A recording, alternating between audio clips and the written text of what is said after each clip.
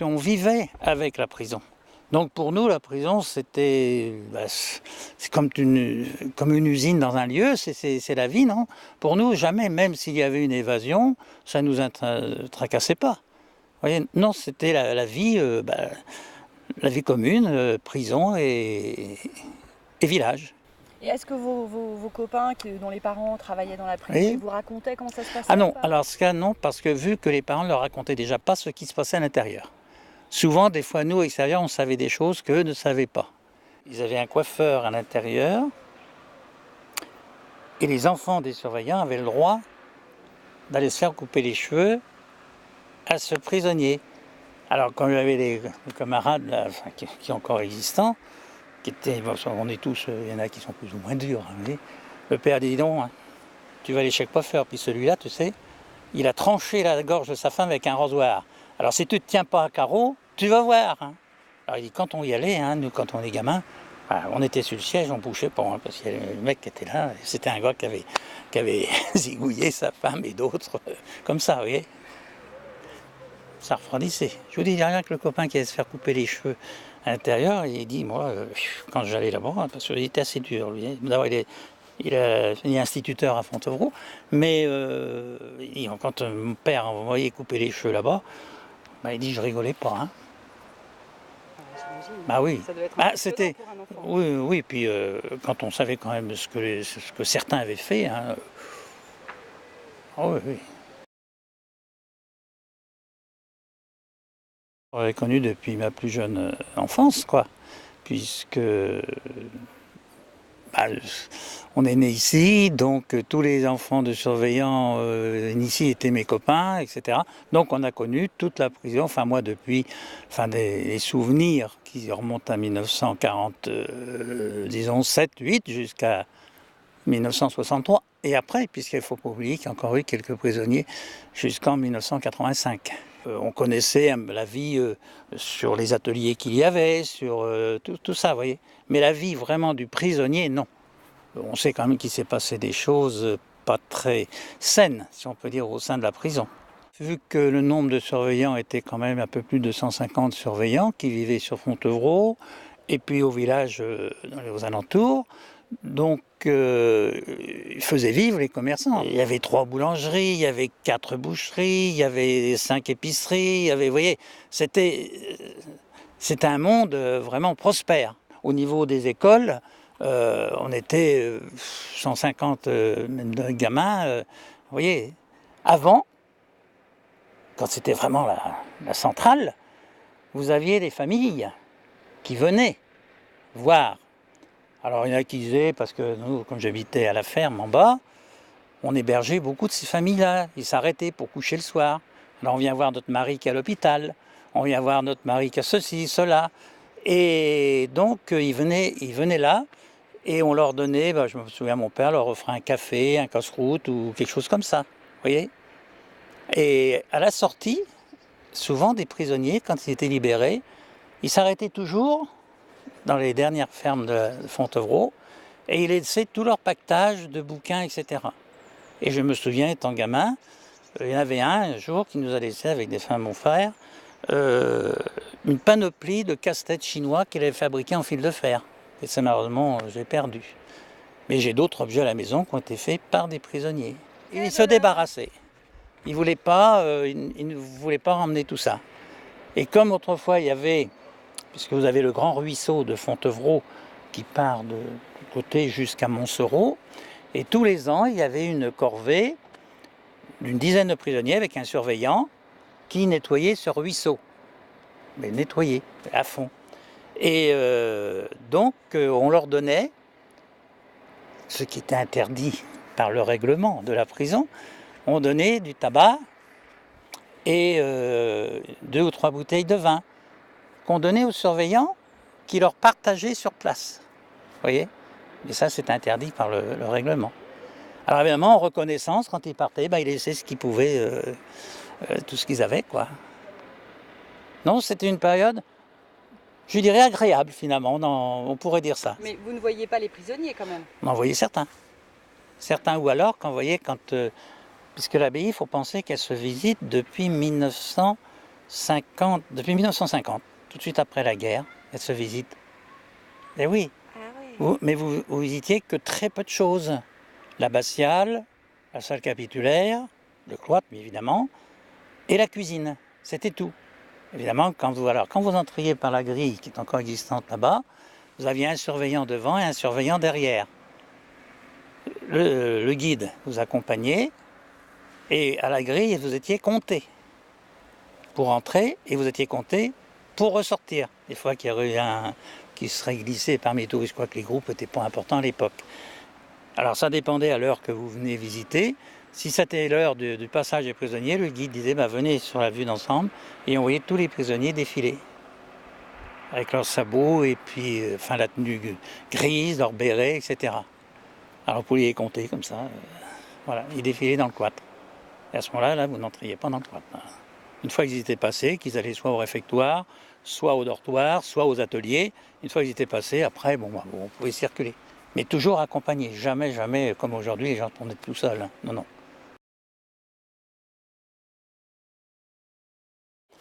Il y avait un atelier de chaises. Donc c'est une maison de camp qui avait donc une succursale à Fontevraud. Et donc il y avait des civils même qui travaillaient. Donc le contremaître c'était un civil, un chauffeur était un civil. Et donc il faisait la fabrique de chaises complète. Parce que vous aviez des prisons où ils ne faisaient que le paillage. Parce que là, ils faisaient la chaise de A à Z. Alors, il ne fallait pas qu'ils ratent une chaise, parce que en principe, c'était retenu sur leur pécule. C'était des belles chaises. Par contre, les couvertures, j'en ai une. C'était marqué MC dessus, donc maison centrale. Alors, ces couvertures marron, là, c'était pour l'armée. Puis pour les prisons aussi, hein, d'ailleurs. Ça peut vous paraître bizarre, mais Fontevraud a inondé. Alors redites-nous en combien? 1931. C'était à la Pentecôte, si je me trompe, oui. Il y a eu un orage qui a duré 7 heures de rang. Mais quelque chose de carabiné. Et en bas, le ruisseau, il y a des grilles devant et de l'autre côté également. Évidemment, pour pas que les taulards sentent, parce qu'en dessous, si vous allez vous promener, c'est magnifique. Et alors, l'administration pénitentiaire, si vous voulez, au lieu d'ouvrir ces grilles en premier, ils ont ouvert les autres. Il faut penser que ça s'est passé c'est au mois de juin que ça s'était passé. Et c'était à la période des foins, tout ça. Enfin bon, l'eau a dévalé parce que nous sommes le point le plus bas. On reçoit les eaux pluviales de plusieurs kilomètres à la ronde. Donc toute l'eau est arrivée, a passé dans les cours, a enlevé les bassines, enfin tout ce que vous pouvez imaginer, des branches, etc. Et alors ils ont ouvert cette grille là-bas et tout s'est emmagasiné à l'intérieur. Ce qui veut dire que la grille qui est ici, elle s'est trouvée bloquée. Quand ils ont voulu l'ouvrir, il n'y a pas eu moyen. Ils n'ont pas ouvert parce qu'ils ont eu peur qu'un prisonnier s'évade. Ce qui veut dire que l'eau a monté. Et à la montée, si vous connaissez le logis Bourbon, de l'autre côté, où il y a le parking, presque à ce niveau-là. C'est-à-dire qu'il y a eu 2 maisons qui sont écroulées, il y a eu une femme noyée et l'autre qui a été sauvée in extremis.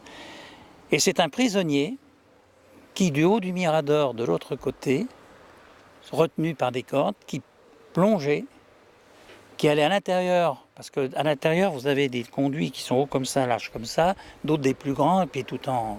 Alors il fallait dégager tout ça, dégager la grille pour pouvoir l'ouvrir. Et à ce prisonnier, ça lui a valu sa libération. Ouais, belle histoire. Voilà. Et ça, c'est en 1931. Vous aviez également une ferme de la prison qui se trouvait sur la route qu'on appelle ancienne route, sur la route de Champigny, bon, ça appartient au terrain militaire maintenant. Et ils avaient une ferme où tous les matins, le surveillant partait avec un commando, comme on dit, de 12-15 prisonniers, les chevaux, les charrettes, et ils rentraient le soir, et ils mangeaient là-bas. Et ils faisaient des travaux de ferme. Ils faisaient des travaux de ferme, et ils avaient leur jardin, et ils faisaient tout. Et derrière, dans la pente, là, vous aviez les jardins de surveillants. Et c'est les prisonniers qui les faisaient, bien sûr. Des jardins potagers. Des potagers, voilà. Oh, il n'y en avait pas grand, mais enfin, il y en avait un petit peu. Et puis le dimanche, ça arrivait, quand un surveillant faisait du bois, parce que les gens chauffaient au bois à l'époque, et ben il prenait donc les chevaux, les charrettes de la prison, et 2-3 prisonniers. Et les prisonniers, on les voyait passer, et tous les mégots sur la route, ils les ramassaient. C'était précieux, hein, un mégot, hein, pour récupérer le tabac qu'il y avait dedans. Ah oui. Ah oui, je veux dire qu'il n'en restait pas un mégot, hein, sur la route. Eh oui. Moi, j'ai connu ça, moi, je l'ai vu devant chez moi, et hop, ils ramassaient. Il n'y avait pas beaucoup de mégots, mais il y en avait quand même quelques-uns.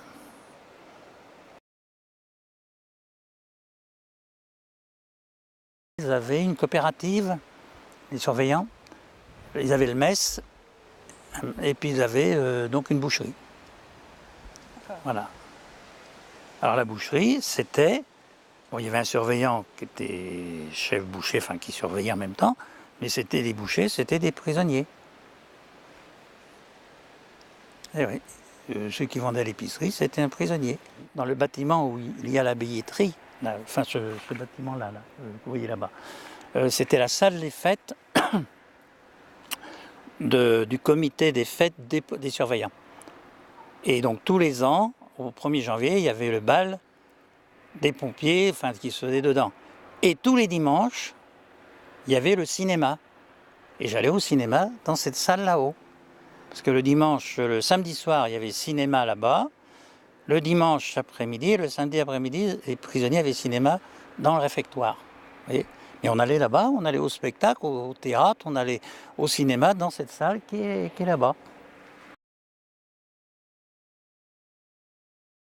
Il y avait à Fontevraud, enfin ce n'est pas sur la commune de Fontevraud, c'est sur Roiffet. Vous aviez ce qu'on appelait à l'époque les maisons de redressement. Et qui étaient donc les jeunes là-haut. Et bien vous voyez, quand il y avait un jeune de là-haut qui s'évadait, tout le monde se renfermait à Fontevraud. Parce qu'ils avaient plutôt envie de voler, même de tuer à la rigueur. Alors qu'un prisonnier qui s'évadait, lui, c'était gagner la forêt et partir. On n'avait pas peur quand on était Non. habitant des évasions? Des évasions, absolument pas. Non, non, non, non. La sirène sonnait un coup prolongé. Quand c'était un incendie, c'était 2 ou 3 coups. Mais quand c'était une évasion, c'était un coup prolongé. Donc la sirène était surtout, bon, avertir la population qu'une évasion s'était faite, mais surtout pour rappeler les surveillants qui étaient de repos. Vous voyez, ils étaient tous... donc comme elles s'entendaient très loin, donc les surveillants revenaient. C'était surtout pour ça. Par exemple, il y en a une là en 55, je crois. Hein. Qui s'est passé devant chez moi. Ah bon? Alors, Ouais. quel souvenir vous en avez, vous? Ah bah ça a duré, c'est une évasion spectaculaire, puisque je me rappelle, la sirène avait sonné, et on dit il y a une évasion à Fontevraud, et donc ils ont sauté là, juste là où que le camion rentre, où il y a le portail là-bas. D'ailleurs, pendant 20 ans, on a vu encore les traces sur le mur. Damen, qui était infirme, il a sauté puis il s'est cassé la figure en bas. Et les autres sont partis. Alors ils ont une cavale qui a duré pendant 2 mois. Bon, je ne vais pas vous expliquer étape par étape parce que ça a duré quand même un moment. Bon, finalement, ils ont été exécutés dans un champ de blé du côté de Sainte-Maure de Touraine. Et soi-disant, bon, ça, je ne sais pas s'ils ont voulu se rendre ou pas s'en rendre. Il y en a un qui a voulu se rendre, dit pas l'autre. Enfin bref, ils auraient été tués. Tandis que lui, l'autre en bas, était emmené à l'hôpital à Angers puisqu'il s'était cassé les côtes. Enfin, là, il s'est passé une histoire... des surveillants qui étaient les lions de l'abbaye, donc ils ont fini de le massacrer, ils ont porté plainte. Enfin, le taulard a porté plainte et les surveillants avaient été cassés, quoi. À l'époque, il y a eu le journal détective qui avait fait tout un article que j'ai à la maison. Et puis, donc tout le monde suivait ça au jour le jour. Hein. C'était...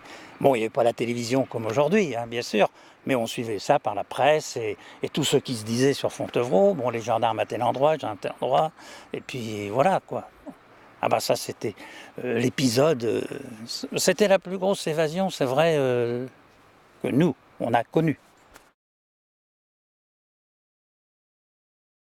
La fermeture de la prison n'est pas d'origine de 1963. Elle date beaucoup plus antérieure. Voyez, parce qu'il avait été reconnu que cette prison ne correspondait plus aux normes de la vie, si vous voulez. Et les prisonniers, il faut penser qu'ils n'étaient pas inactifs.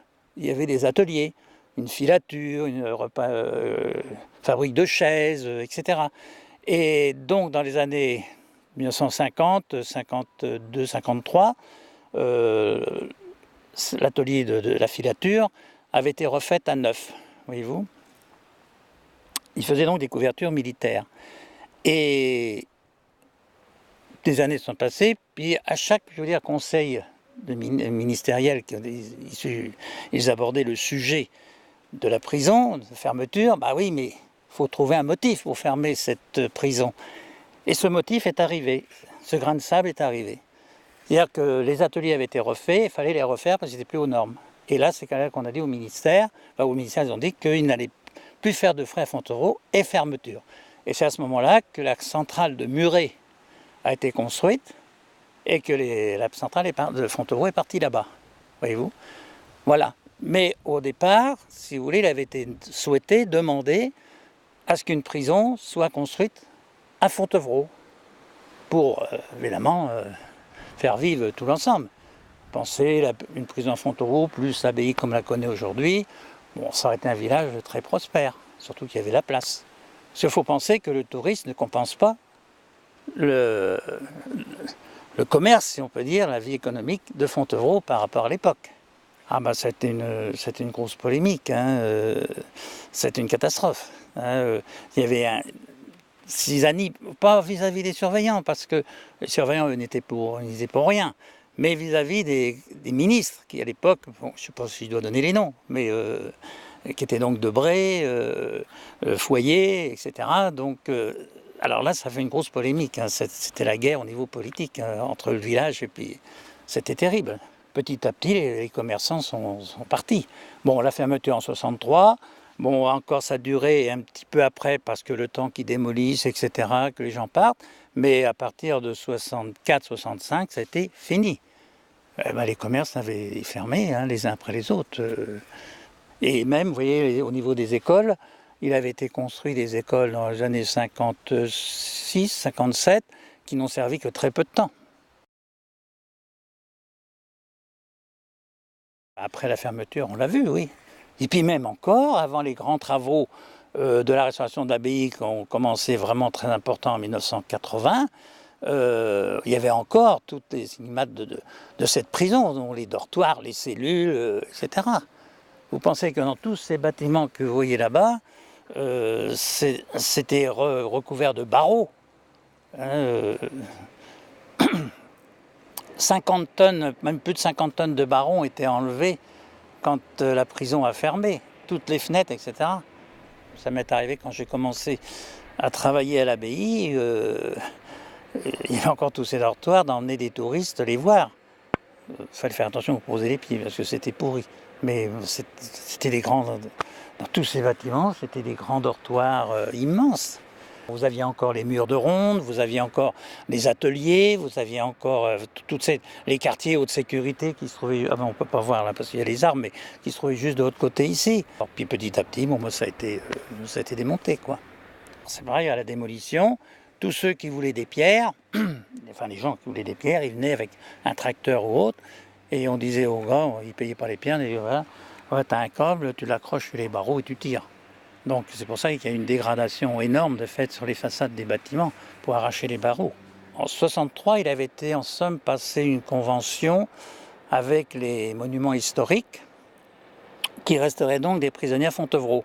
Donc dans la partie qui est juste en bas derrière, là, il est resté à peu près, au départ, peut-être une vingtaine de prisonniers qui étaient donc chargés avec les entreprises pour la démolition de tous ces bâtiments carcéraux. Et le fait effectif a diminué et en 1985, c'était terminé. Donc ils sont partis. Donc il y avait une quinzaine de prisonniers qui travaillaient là pour la démolition, puis après ils ont travaillé au jardin, etc. D'ailleurs les touristes qui venaient dans l'abbaye les prenaient pour des ouvriers de l'abbaye, mais en réalité c'était des prisonniers. Bon, c'était pas des peines, non, c'était pas des bandits mais bon, des fins de peine, des trucs comme ça, quoi, vous voyez. Ah mais bien sûr je les ai connus. Je vous raconte une petite anecdote. Moi j'habite, bon, vous voyez, juste en bas là. Alors vous aviez les familles qui venaient le dimanche les voir. Alors à midi, ils cassaient la croûte sur le camion là-bas, sur le bord de la route. Et puis des fois, ils oubliaient un couteau, une fourchette, une cuillère, ils venaient frapper à la maison. Et puis on leur prêtait voilà. Les prisonniers qui étaient là, c'était, je vous dis, il y avait les témoins de Jéhovah, puisqu'à l'époque, ils faisaient 2 ans de prison à la place de faire du service militaire. Il y avait des fins de peine ou des gars qui avaient 1 mois ou 2 mois à faire. Donc ils étaient une dizaine. C'était non, c'était relâche. D'ailleurs, quand en 85 ça fermait officiellement, les prisonniers qui étaient là, on dit, qu'est-ce qu'on était bien là, hein, qu'est-ce qu'on était bien. On va retourner en maison d'arrêt au central, ça peut être pareil. Hein. C'est sûr, ils étaient en semi-liberté dans l'abbaye. Ils se promenaient ils étaient au jardin. C'était aussi un complément de personnel, puisque quand il y avait un concert ou il y avait quelque chose d'imprévu, même le dimanche, allez hop, ils venaient les chercher, ceux qui installaient les chaises, etc. etc.